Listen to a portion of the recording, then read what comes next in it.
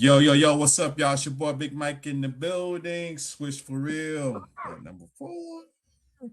I got my co-host on and ready to go. Boogie. Boogie, how you living today, man? I'm doing pretty good. Uh, and for the viewers that usually turn in, we'll give you a teaser. In a couple of weeks, we had a former Houston Rockets player, Luther Head, coming on to Swish for real. So Yeah, shout Luther. out, Luther. Hopefully you hear us. We're looking Yeah, forward to yeah. having you on. Man, shout out Luke. Hey man, I know you're gonna be watching this episode. So man, again, appreciate you, man. You like family, so I'm glad I'm gonna have you on. We're gonna have you on. Anyway, how's everything going on your side of the world, man? Everything's good on your planet? Well, we've been texting back and forth like we do every week. The viewers don't know, but I'm now official published author as of Friday. So, I have my book out, and you look at there, Swish for Real. There's a posting of my book called MG and Me. So last week was pretty busy at getting the formatting and getting that to where I could get it on Amazon. facts. And guys, go check his book out, buy it, and let us know how you think about it, man. Because I salute the guy. I'm a published author too. I don't talk much about mine, but Boogie, it's man, it's phenomenal that you got this done. I'm proud of you, man. Congratulations, and I think an applause is due here, man. Yes, sir. Good job, man. And things go on my side, man. I'm still doing the same thing. I'm trying to get this film done. We got another film coming out. Hopefully by the end of the summer we can get it finished and ready and on YouTube so you guys can check it out. So we're gonna get that cracking. But that's it for me, man. Other How than about your little one? they not so little. No, Only no, your grandson. Yeah, little Logan. He's at home with his mom. They went back to Oklahoma, so he's not running around banging on the door, knocking stuff down, and chasing the animals around the house. So I'm kind of happy he's gone, but kind of sad at the same time. But he's a good kid. Anywho, guys, we're still waiting on Wild Dog to get back strong, healthy, so he can get back on the show, so he can talk about some of the formats that the All-Star game has had this year. Has been crazy. Boogie, what are your thoughts on what happened with the All-Star? The format has changed. They got it to where it's U.S. versus world format, replacing the traditional conference-based setup with the four-team round robin tournament. The format features two U.S. teams, Stars and Stripes, and one international and one world team competing for the championship. What are your thoughts? I think when I watched it, Wemby was really, really trying to win it. But the format is something to talk about, man. Give me your thoughts on what the new format is doing for the NBA. Well, they had to do something, and TNT has traditionally had it, and they lost their contract, so if you don't have cable, you have to watch the highlights. And I think Saturday night, uh, I had it got pre-recorded on my TiVo. Uh, so it'd be nice if it was on a national network, but they had to do something. And I was reading the other day that it's the highest ratings they've had for the All Star in decades. Not one Mm. decade, but 2 decades. And 20 years? over 20 years, the highest rating they've had for the All Star. And the players even said that they liked it. You know, Mm. they said it wasn't a layup line. It was like they were actually out there competing, and in 12 minutes, it's like there wasn't, you know, there wasn't big benches, so you didn't have to worry about whether you get your playing time. And a lot of them said they were tired by the time they got to the last game. Dang. But other than the highest rating in decades, to me, the highlight was the 3-point contest. Dame Dollar, Dame time. Dang dollar. And Did Stephen did Curry's it? already said that he's gonna be in the 2026 27 3-point contest. So can you imagine Knipple, Curry? and Dame Dollar out And there. also on top of that, he said he wanted Klay Thompson to join in as He well. wanted Klay Thompson. Yeah, third That would be highest. crazy. That would be a crazy 3-point shooting contest. Who you Uh, think would win it?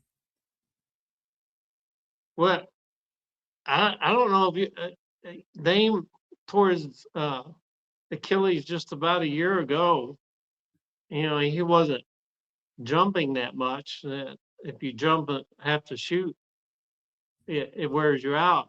But he moved well enough. I mean, he kind of jogged. I wouldn't call it running, but that was a pretty smooth stroke. From Logo Lillard. Yeah, that boy can shoot, man. I wish I had his form. Yeah. So I'd love to see. I'd love actually. What they could add is Sabrina Ionesco versus Curry and Caitlin Again, Clark yeah. versus Dame Lillard, and then the winner of those two matchups have to face off against each other. Oh wow. So like you have the girl and guy team up together to face the other girl and guy team.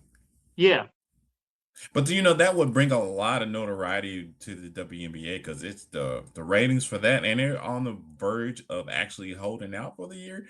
That would bring some notoriety to them if they had that type of format. yeah, and the press. I mean, you have Caitlin Clark going against one of the two, Curry or Lillard, and then uh, Sabrina Ionesco who went against Curry last year. Like you talk about publicity. Whoo! Uh, the low light for me was the dunk contest. Mm. Uh, Carter Bryant of the Spurs, his first dunk was pretty good, but he just couldn't connect on that second one. That boy can jump. I mean, he was up. The rim was down here, and his head's where my head was, and it looked like it stayed there for a good second or two, enough to Hmm. where he caught it underneath his legs and went in between the legs, and then tried to do a reverse dunk. And his arm Mm. was still above the rim when he did the reverse dunk. He just had the wrong angle. Otherwise, that would have been a 50. But I don't know if you've seen the highlights of viewers. If you go back, ESPN has some of the highlights. It's like when Dr. J gives you a 50, then you know it's a pretty dang good dunk.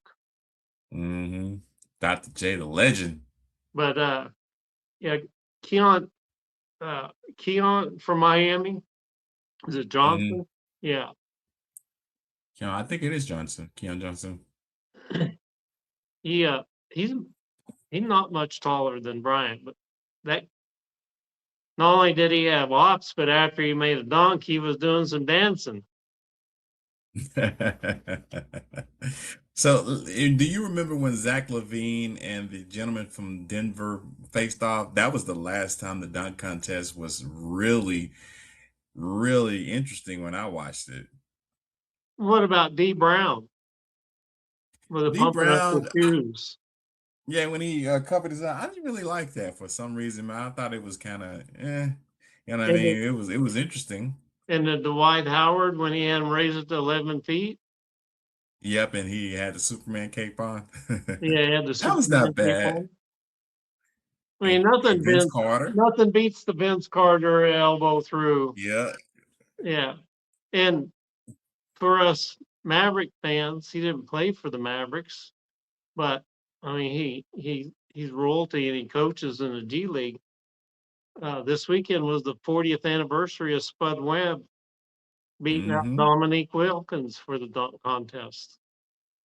And shout Yeah. out to Spud Webb, man. I've been trying to get him on the show. So if you see this, man, he still wants you to come on and switch for real. So I think they're on the right track. It was much better. It was much better. That's They good. they they need to improve a little more here and there. I wish they'd add the skills competition instead of the young and old team competition. That got a Yeah, the little skills boring. competition, I don't even know why they even have that still because there's really nothing to it. You know what I mean? And then everybody was trying to find the loopholes of how to win faster. It was all about the speed, and they were just throwing these crazy lay Yeah. passes through the thing. It was just horrible. Yeah, they didn't have the skills competition this year. They replaced it with three players, one old veteran, one young player, and I think like a coach or something. Uh, they had to shoot from specific spots and only had one shot, and it was just kind of like half of them couldn't shoot, anymore. The range was gone, but yeah, Yeah. Conca showed up and gave us a showing, and Lillard goes, not so fast, young fella. Yeah, Lillard was oof. And And that's Booker, fake shit. Booker, Booker, all he had to do was hit one of the money balls at the end. Yeah, he tried, but it just didn't work for him.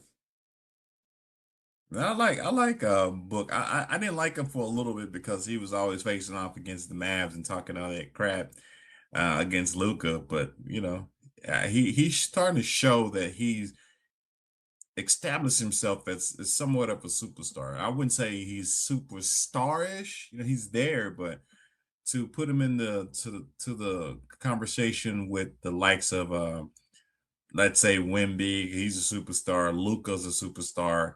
LeBron's a superstar. But D He's in Brown, that Devin Booker, top 20, that 11 through 20, you yeah, know. he's not too bad. So, and what an addition Dylan Brooks has been for the Phoenix Suns. He's been man. In college he was a scorer, great defensive, but he was more known for his scoring. But when he got into the NBA, he's converted that from scoring to defense, and he was Dylan the villain is what he called himself. Yeah, he was a dog in Memphis. I mean, Yeah, he basically is a young Drew Holiday. and everybody's sleeping on his offense though. He's Yeah, really been showing he out. can shoot. He can shoot. So yeah, all in all, I think the NBA All-Star game this year was better and a success. Mm. Well, speaking of successes, there wasn't a lot of teams that had good success when it comes to the trade deadline that we just passed this year. And your thoughts, what I mean? Like, there's been some good trades. Cleveland had some trades. I'll let you talk about the Cleveland trade, the Indiana trade, the Boston trade, the Golden State Warriors trade, and the Dallas Mavericks trade. So, in your opinion, what were the best and the worst trades that happened this year in regards to the NBA? So I'm glad you asked that. I actually put this into three tiers. Tier one is the best trades, in my opinion. Tier two is title contender trades, and then tier three is salary cap. Hmm. So in tier one, the best trades, in my opinion, was Jaren Jackson Jr. to Utah. Yeah. Does that make them better, or because they still have to kind of gel together? What are Yeah, I didn't pull up their he's records, out but what for are the their? season. He's out Oh for the yeah, season because he had a cyst or tumor or something. But yeah, I mean, he gives him the defense to go with marketing, so marketing can just he don't have as much on his plate. And with Kessler there, you've got the perfect center to rebound and defense. So and George too, that guard they yeah, got. Keontae George at shooting guard. So I think Jaren Mhm. Jackson Jr. is he's probably ecstatic seeing what's going on in Memphis. He's probably ecstatic. So then, and I have these in order. The next best trade in tier one was Kobe White to the Magic. Mm, And unfortunately, Franz Wagner got hurt the other day, and he's out for the year. A mm. lot of people got hurt. A lot of people after the All-Star announced that they're out for the season. uh, and then the third trade that I think was the best trade was Ivan Zubac to the Pacers. That was crazy. I never thought the Clippers would do that, but it looks like they're trying to clean house, the Clippers. Yeah, and he's only 29. Uh, Rick Carlisle will work him into his system, and he faced off against him enough as a Mavericks coach, so he knows his game real well. He's a great defender. I don't know why the Lakers ever traded him away in the first place. Oh yeah, he was a Laker. Didn't he go to the Clippers afterwards? Yeah, the Lakers traded him to the Clippers for a bag of chips. And it was past the Best Buy date on the bag of chips. Purchased before date. Yeah. Dang. So I mean, the Zubac trade may be the best of the three, but I had it ranked up there. And then I have in tier 2 the title contenders. James Nice. Harden to the Cavaliers to go with Spider-Man. I think the crowd don't like that one. And another one, McCain to the Thunder. Yeah, I think that's a good deal because he helps them, but not to where it's gonna make help or hurt them at all. He's a good addition. But when you already have a roster of 15 and 3 two-way contracts and then 20 some odd first round picks, you can afford to flip a few. So, I think he helps them now and in the future. He's under control for a couple of years. Uh, and I think he'll fit in with the Thunder. Now, SGA being hurt, that gives him more minutes. And then the third one is kind of along the lines of Zubac to the Pacers, replacing Miles Turner. Boston let Al Horford go, traded Kristaps Porzingis and Luke Cornett. But the Celtics signed Vucevic. Oh So yeah. not much of a defender, a decent rebounder, but he's a younger version of Al Horford. He can shoot and he can score. So, it gives Jaylen Brown another big out there that can stretch the floor for them. So They really missed Jason Tatum, man. And I don't know. Is there a timeline of when he'll be back? he's been practicing. From what I've read, they're saying that he'll be ready by the playoffs, if not before. Mm-hmm. And then the third tier was cap space. Of course, the Wizards on 2 of the 3. AD to the Wizards, cap space. Mm-hmm. Trae Young to the Wizards, cap space. Mm-hmm. Kristaps Porzingis, cap space both ways. Mm-hmm. KP's contract's expiring, and the Warriors got rid of Jonathan Kuminga. Yeah, they've been trying to get rid of him for the last 2 years, and I don't know why they kept holding off trading him. I mean, having Kristaps Porzingis for the Golden State Warriors doesn't quite fit with them. He's just there again, like you said, for cap space. Cap space, and he played his first game. He's injured, couldn't play all year for Atlanta, and he shows up and plays for one game for the Warriors. Now he'll probably be injured for 10 games and then play another game and then be out 10 games. It's like uh, he's like street clothes uncle or something. Speaking of street clothes, I know you're gonna talk about him next, right? No, I just have him as cap space. AD going to the Wizards and Trae Young going to the Wizards was all about, we got cap space. We can't, we're not going to be able to recruit. And they kept their high pick, Wizards did, and they've got Trey Johnson, local boy, and then Keyshawn George, uh, Hmm. 2 young, really good guards. Uh, So, and speaking of guards, Darius Garland to the Clippers, was that a good move? uh, I it depends which version of Darius Garland you get. Mm. If you get the All-Star Darius Garland of last year, then good move. If you get the other Darius Garland, who's often injured, and then when he does play, he's been off his game, Mhm. then all you did was get rid of salary. And what about the moves that Dallas made? Chris Middleton, what's the kid name? Johnson, I believe. AJ What's that? Johnson, Yeah, and Tyus Jones, Bagley. Tyus Which one Jones, of and those you Marvin think? Bagley. Well, Marvin Bagley is the one that intrigues me the most. But thinking of that, as far as because we're Dallas centric, which one of those players do you think will be a bigger impact as far as going in the future? Because I know we have bigs. You still got Lively, you still got Gafford, and you got Cisse.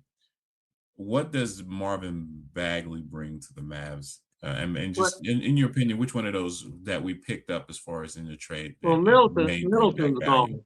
Middleton's gone just because you can get a better player for that salary.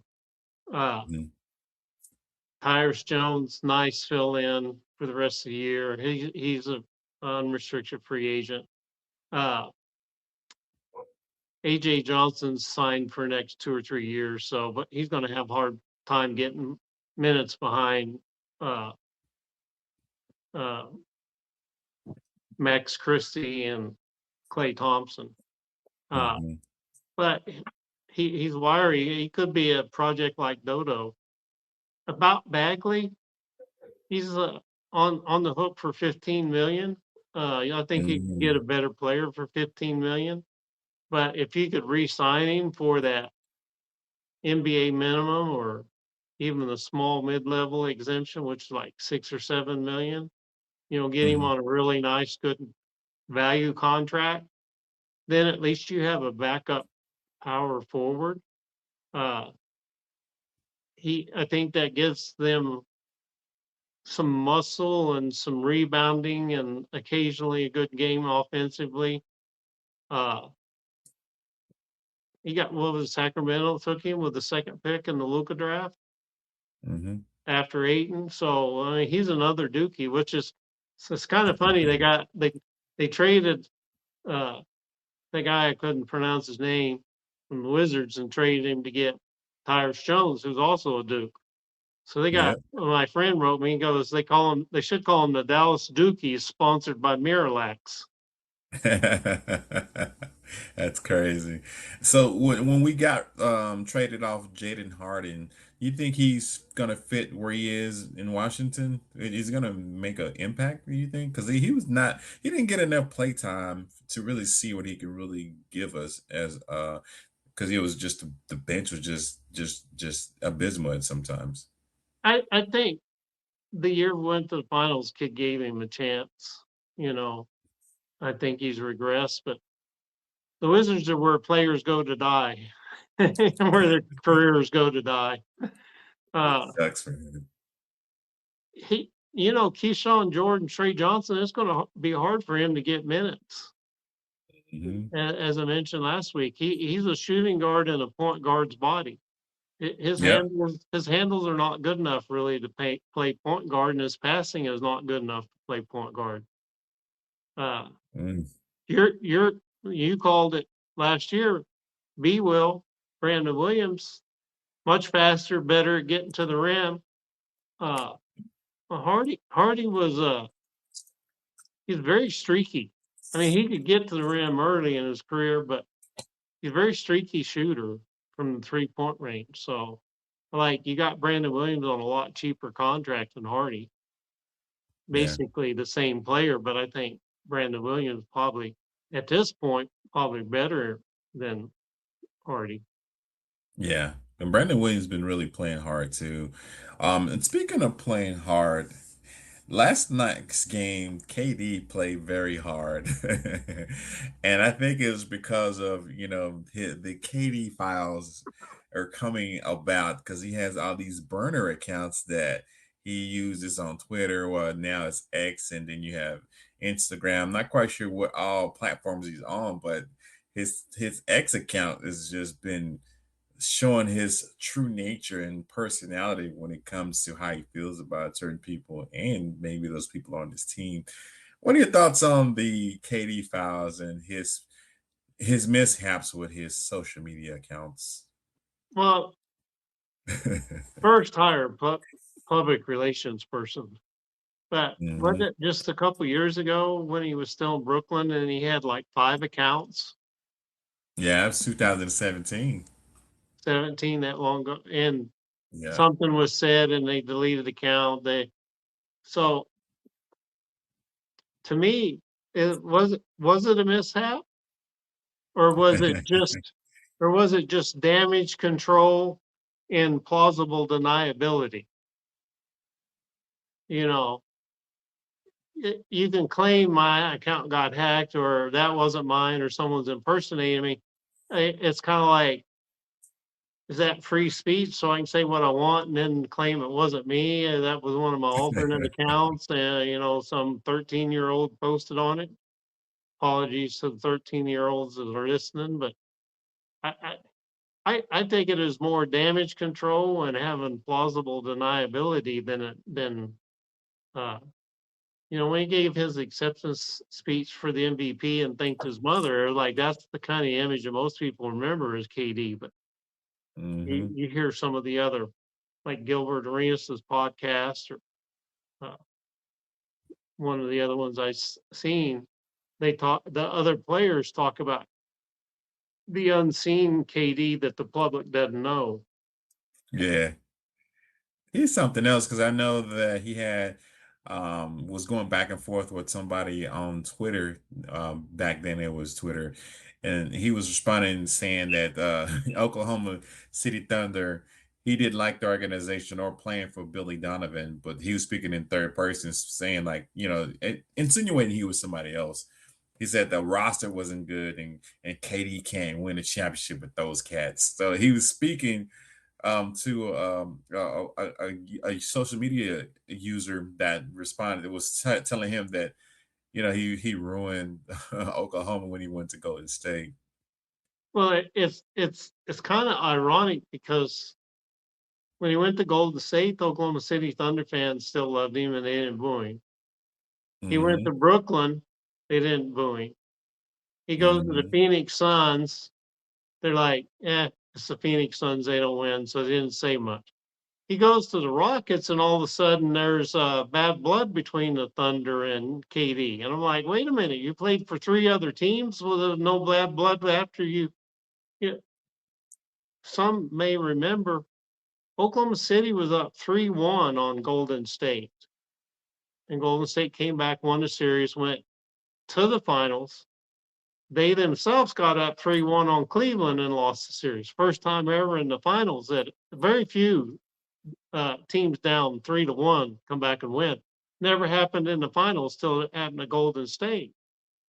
And then he leaves for Golden State. And a lot of people are like, he choked that game away.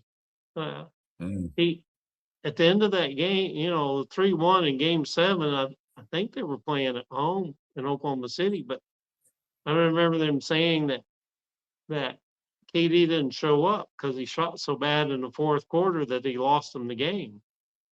And he's had Olympic gold medal games, and so he can play under pressure. He's got two rings with Golden State, but uh, I don't know. It's just how can you play for three other teams and not be booed? And when the Rockets went up there a few weeks ago before the All-Star break, every time KD, when he's introduced, they booed him. When he touched the ball, every time they booed him.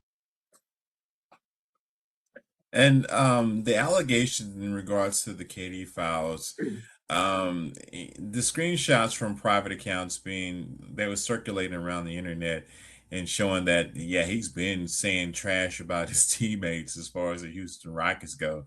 And when they interviewed him or after the game, he's like, "Man, that's Twitter nonsense," and I'm just focused on the season and trying to win with these guys. I don't know what he's going to do to clean up his image, but like I said earlier, when he had that game that he recently played yesterday, he looked good. He was celebrating his teammates, and he looked maybe it brought a fire under Jabari and made him play the way he played last game. I don't know. I mean, what is this psychological that what KD's doing? Coaches do that. Sometimes Michael Jordan did that, you know, especially in practice if someone was dogging it, you know. So people in that echelon of the public appearance versus the private appearance are usually different. You'd have to be a fly on the wall at a practice. Imagine he dogs the players he don't think are giving effort. Kobe used to get on players that weren't, and if they didn't heed or get with the program, he'd talk to Mitch Kupchak or Jeannie Buss, and he's like, "They're out of here. They're out of here." Uh, Can't win with him. Remember when Mike Singletary said that? Can't win with him. Yeah. I don't know who he was talking about, but he said that. That's one of the most famous quotes I remember from Mike Singletary Well, in football. I think it was Lee Iacocca, but lead, follow, or get the hell out of the way. So, Houston brought him in to win. Mhm. You got to take everything that comes with it. I'm not on X, but I hear the expert. That's the thing about social media. Once you post it, someone can screenshot it. You could delete it a second or two later. Someone's got a copy of it. It's going to be around. Mhm. It never dies on the internet. The internet does what it does. It internets. Speaking of some great guys that play for the Mavericks, even though KD never played with us, Steve Nash, this guy, he is a phenomenon in my opinion. Small, played tough, play for a few teams, coach for a few teams. He did his thing.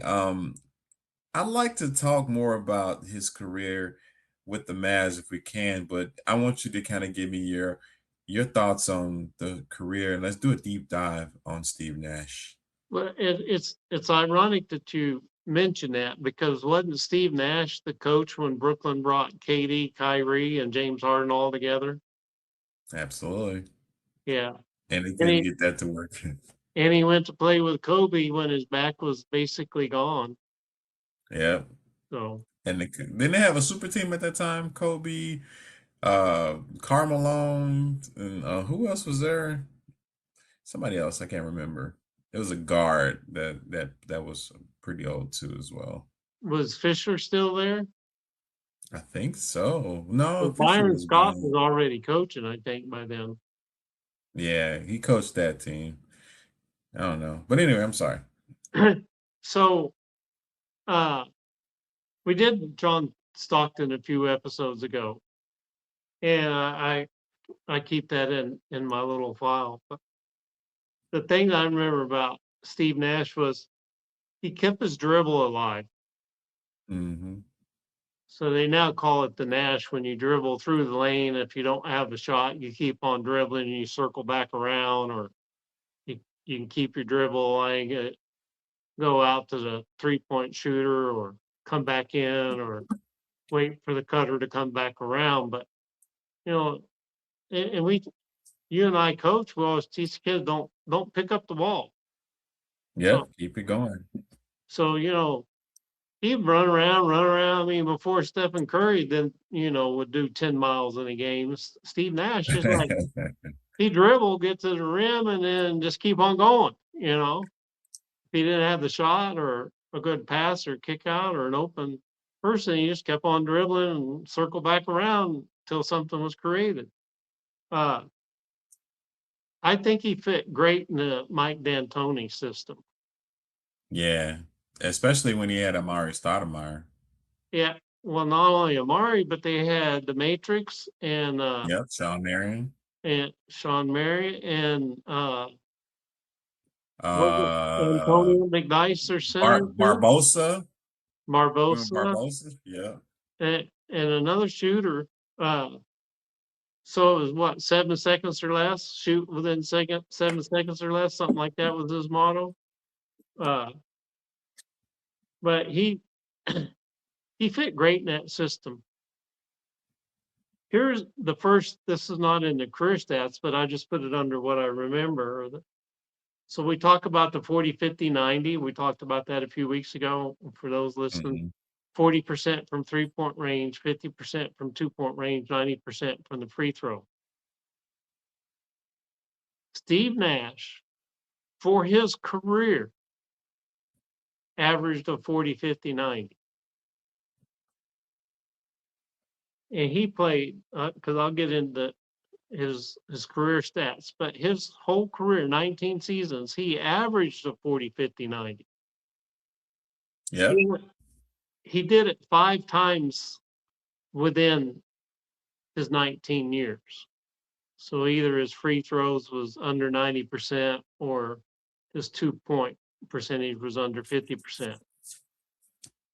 But if you think about someone, they don't talk about number of career triple doubles and Westbrook's blown that number out, and then Jokic will probably blow his number out. But they don't talk about too many players that hit the 40, 50, 90. I remember when Dirk first hit it, he'd been knocking on the door. Uh, it sounds easy, but it's not so easy. Yeah. So the one thing most people who never got to see Nash play, they'll remember that he never made the finals, never made the NBA finals. But he went to the Western Conference Finals 3 times. Mm-hmm. Once with the Mavericks and twice with Phoenix. In fact, in 06, the Mavericks beat them in 6 games in Phoenix. Mm-hmm. And then the To next get to the year, championship. Pat Beverly runs him into the bench and he gets injured and they don't make it. So his career stats, 13.3 points a game, 3 rebounds a game, and 8.5 assists a game. Mm. That's tough. 8.5 assists a game. 18 seasons, he made 146.9 million. Hey, So, Steve, I need some of that. so we talked about Stockton. So Nash averaged 13.3, Stockton averaged 13.1. Mm. Nash averaged 3 rebounds a game, Stockton averaged 2.7. Mm. Nash averaged 8.5 assists per game, Stockton averaged 10.5. Stock. Crazy numbers. So Nash's 5th all time in assists. So I thought everybody he was third all time at retirement. at retirement, there's been some players. So Chris Paul's That jumped up. passed. Yeah. Yeah, there's been. Okay. Yeah. You're right. You're right. My apologies. So when you look, I mean, everybody thinks of John Stockton as a great guard, and like when you look at the numbers, just the pure numbers, and never seen them play, like they're pretty similar. The biggest difference is Stockton made 2 NBA finals, but he never won an MVP. Oh, he won back-to-back MVP, right? 20, That's what I'm saying. 2006. Steve Nash won back-to-back MVPs, but Oh, you're talking about John Stockton. My apologies. John Stockton never won an MVP, but John Stockton made the NBA Finals twice. So That's Steve crazy. Nash, you flip that the other way. Steve Nash never made the finals, but he won 2 MVPs. The irony, man. Isn't Those that numbers crazy? are crazy. Yeah. So Steve Nash, 8-time MVP voting shares, and I said 2 in a row. They would have gave him a third, but at that time, there had only been 3 players that won more than 2 in a row. The names were Hmm. Magic, Bird, and Kobe, I think was the third. So, given till the Joker got 3 in a row, that voters were very hesitant to give a player like Steve Nash a third MVP. It went to Dirk Nowitzki. Dirk. So he won 2. He's an 8-time All-Star, 7 times All NBA. 3 times he made the first team. Ooh, sweet. Stockton only made the first team twice. 6 times he was first in assists for the season. He had 3 years in a row where he led the league in assists. And then there was a couple years break, and then another 3 years in a row where he led the league in assists. So 6 of his 18 seasons, 1/3 of his seasons, he had the most assists of any player for a season. Mm. His career 2-point shooting percentage, 51.8. John Stockton was 51.2. Dang. So when you think of the 2 players, there's one element to Stockton's game, when we talked about it, that's mentioned, that isn't in Steve Nash's game. And that was Stockton had been on the defense, all defensive team and been on voting shares for defensive player of the year. Yeah, So his steals was crazy. his steals was crazy. So Steve Nash was never known for his defense. You know, he played the matador defense. He could beat anybody off the dribble. He was fast, and you would think somebody fast on offense could be fast on defense, but there's Ole, and people blow by Steve Nash all the time on defense. Uh, so he wasn't known as a defensive player, but he was at the time was considered undersized, even though he's 6'3".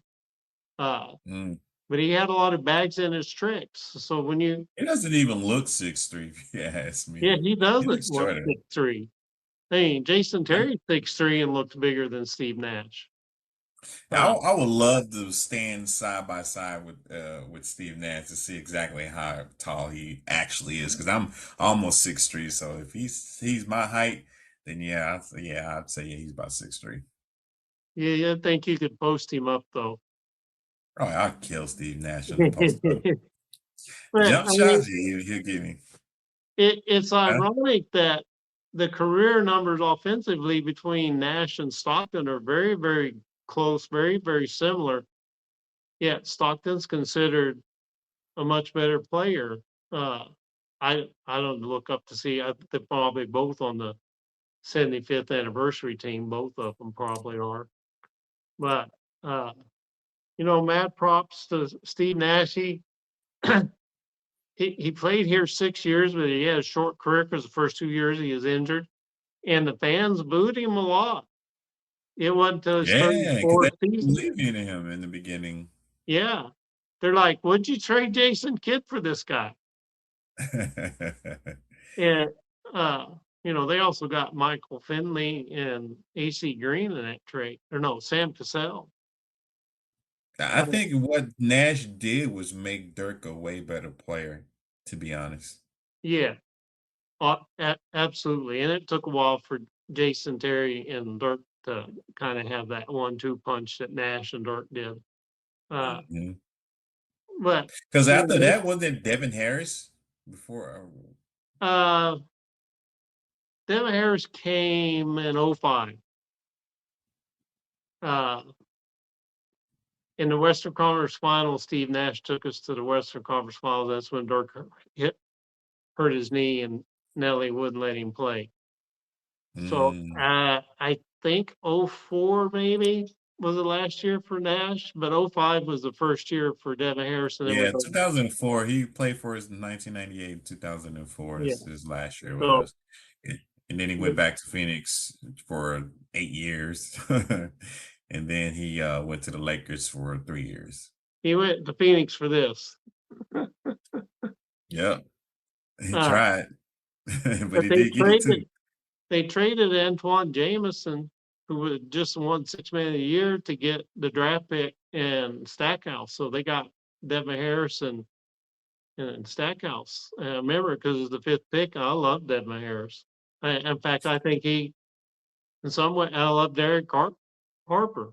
I think he may Now, be a better announcer than Derek Harper. But let me ask you this question. Do you think Mark Cuban still kind of regrets trading Nash and considering he made MVP twice at the time?